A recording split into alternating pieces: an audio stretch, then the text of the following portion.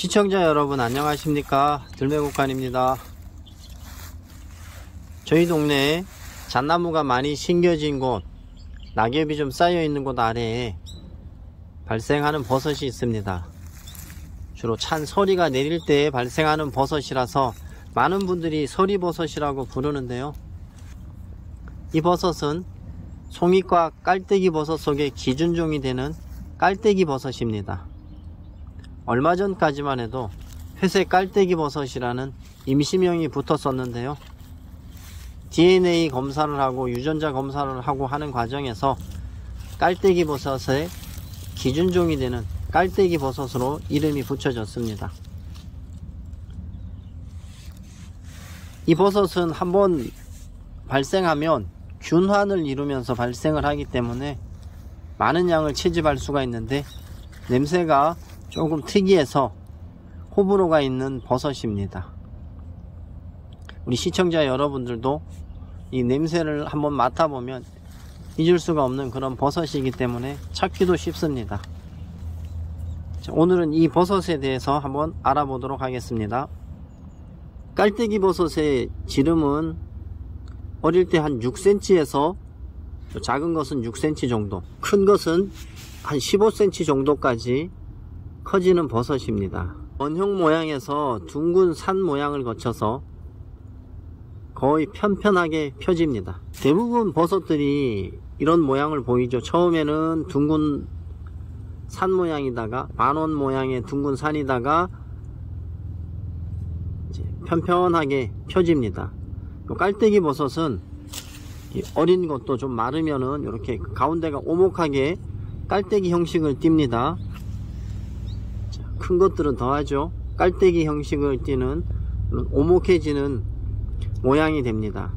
갓 표면은 부드럽고 연한 회색에서 회갈색으로 변해가는데 가운데 부분이 진하게 변해갑니다. 미세한 섬유무늬가 보이고요, 갓 가장자리는 어릴 때 안쪽으로 감겨 있습니다.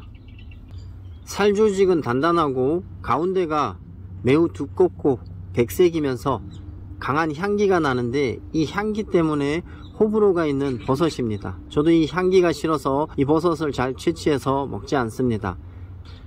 이 향이 나지 않는 다양한 요리법을 통해서 이 향을 중화시킬 수 있으면 먹을 만한 버섯이라고 알려져 있습니다. 주름살 색은 백색에서 연한 황색이 가미된 크림색으로 변해가고요, 자루에서 내려붙은 모양입니다. 주름살 간격을 보면 굉장히 촘촘하죠. 자루는 4cm에서 한 10cm 정도까지 큰다고 기록되어 있는데, 이거는 4cm도 안 돼요. 한 2cm 정도밖에 안 되네요. 보시면 위에서 아래로 굵어지는 방망이 형태를 띱니다. 다른 거 한번 볼까요? 위에서 아래로 굵어지는 곤봉 형태의 형태를 띱니다.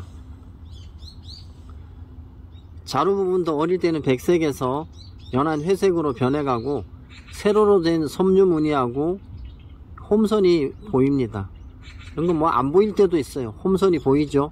이거 세로로 된 섬유 무늬도 보일 겁니다.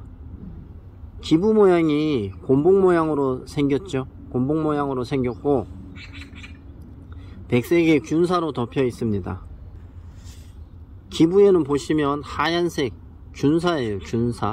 균사로 덮여 있고, 주로 보이는 데가 잣나무 숲속, 침엽수 숲속에 낙엽이 많이 쌓여 있는 곳, 그런 곳에 보입니다. 낙엽을 걷어내지 않고는 잘 보지 못할 수가 있습니다. 이게 10월이나 11월에 집중적으로 발생하다 보니까 이때가 이제 서리가 내리잖아요. 그래서 많은 분들이 서리가 내릴 때 발생하는 버섯이라고 서리버섯이라고 말씀들을 하시는데, 이때 발생하는 버섯들이 가지버섯이라고 부르는 민자주 방망이 버섯도 이때 발생하고, 날씨가 차가워지면 느타리버섯도 이때 발생하고, 팽이버섯, 팽나무에서 난다고 팽이버섯이라고 부르는데, 팽이버섯도 이맘때부터 발생을 합니다. 그럼 이것들도 다 서리버섯이라고 불러야 될까요? 이름은 정식 명칭을 불러야 됩니다. 깔때기 버섯입니다. 저는 버섯이 뭐 식용할 수 있는 버섯이지만 냄새가 별로 저하고 맞지가 않아서 잘 먹진 않지만 버섯 생김새가 아주 이뻐서 전형적인 그 버섯의 형태를 띠고 있어서 사진 찍는 거를 좋아합니다. 이 버섯을.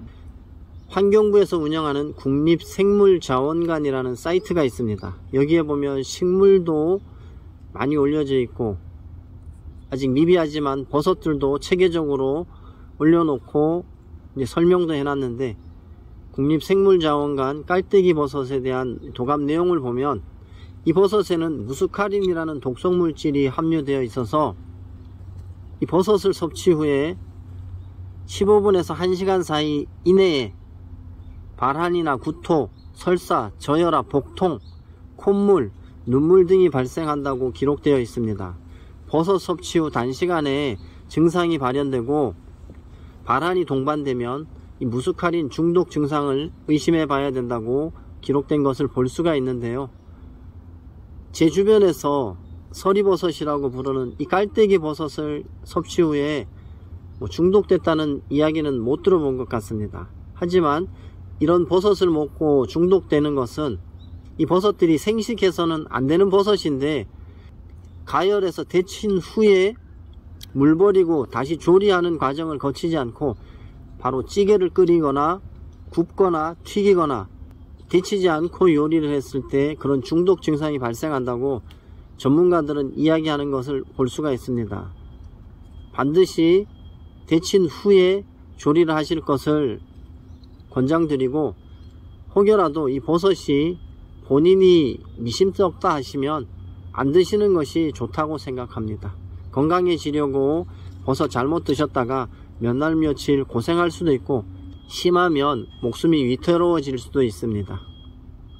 저도 이 버섯들을, 제가 알고 있는 버섯들을 자세하게 전달해 드리고자 노력하지만 굉장히 위험스러운 것이 야생버섯이어서 또 주의해야 된다고 당부드리고 싶습니다. 이번 시간에는 가을철 서리가 내릴 때쯤 발생한다고 해서 서리버섯이라고 부르지만 전혀 관련이 없는 깔때기 버섯에 대해서 알아보았습니다.